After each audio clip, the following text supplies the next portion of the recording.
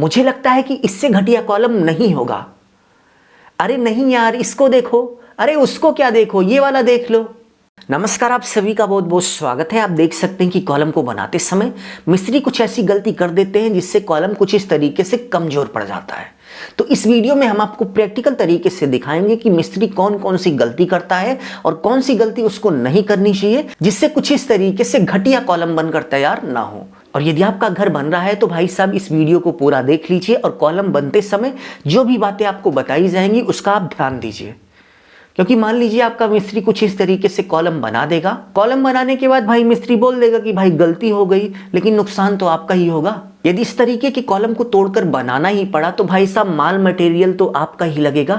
तो ऐसे में वीडियो में जो बातें बताई जा रही हैं, इन सभी बातों को कॉलम बनाते समय आप नोटिस कीजिए कि आपका मिस्त्री इन सभी काम को कर रहा है या फिर नहीं। यदि नहीं कर रहा है तो आप ये मान के चलिए कि आपका कॉलम कुछ इसी तरीके से बनकर तैयार होगा।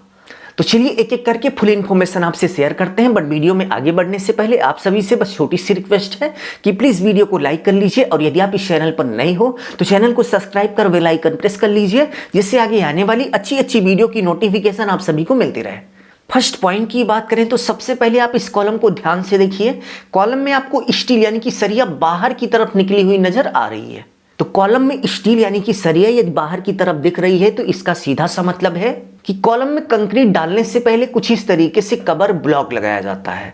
कवर ब्लॉक लगाने से क्या होता है कि जो कॉलम की स्टील होती है वो कंक्रीट ढलाई के बाद कंक्रीट के अंदर ही सेट हो जाती है। बट यदि आप कॉलम की ढलाई करने से पहले कुछ इस तरीके से कवर ब्लॉक नहीं लगाएंगे तो आप ये मान के चलिए कि आपकी जो स्टील होगी बिल्कुल कॉलम की तली से सट जाएगी और सटने के बाद कुछ इस तरीके से बाहर दिखने लगेगी।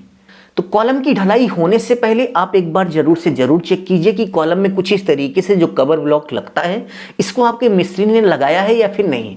यदि नहीं लगाया है तो भाई साहब तुरंत लगवा दीजिए, नहीं तो आपका भी कॉलम कुछ इस तरीके से दिखने में दिखेगा।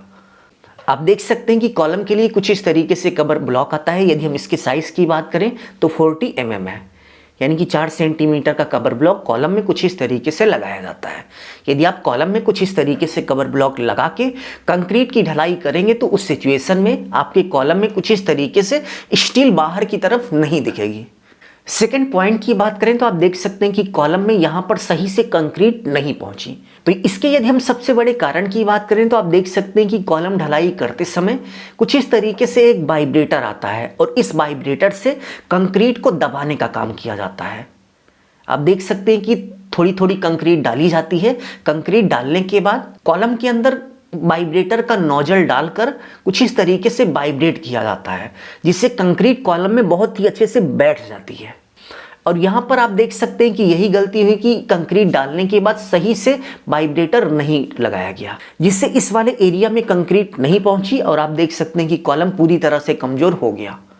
अब मान लीजिए इस पर टीप टाप करके थोड़ा सा कंक्रीट वगैरह डालकर इसको आप दोबारा बना दोगे, लेकिन भाई साहब दोबारा वो वाली मजबूती नहीं आएगी जो पहली बार में आ जाती। अब यहाँ पर क्वेश्चन उठता है कि भाई मेरे एरिया में वाइब्रेटर नहीं है।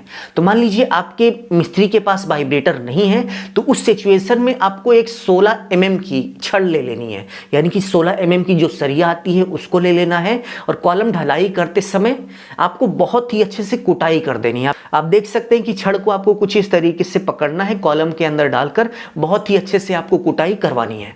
यदि आप कुटाई भी करा देंगे किसी छड़ से भी तो भी ये वाली समस्या नहीं आएगी। थर्ड पॉइंट की बात करें तो आप यहाँ पर देख सकते हैं कि यदि आप इस कॉलम को ध्यान से देखेंगे तो आपको केवल गिट्टी ही गिट्टी दिख रही है। तो इसका मतलब ये हुआ कि कॉलम ढलाई करने से पहले जो कंक्रीट बनाई जाती है उस कंक्रीट में सीमेंट सैंड एग्रीगेट यानी कि सीमेंट रेत और गिट्टी की जो मात्रा है वो प्रॉपर नहीं थी, वो सही से नहीं मिलाया गया, यहाँ पर गिट्टी ज़्यादा मिला दी गई। तो ये गलती आपको नहीं करनी है। आप कॉलम के लिए जब भी कंक्रीट बनाइए उसमें सीमेंट सैंड एग्रीगेट की जो मात्रा है वो प्रॉपर मिलाइए। अभी के लिए बस इतना ही। अपना ख्याल रखिए और अपने मम्मी पापा का अपने से भी ज़्यादा ख्याल रखिए। इसी भाव के साथ आप सभी से विदा लेते हैं। धन्यवाद।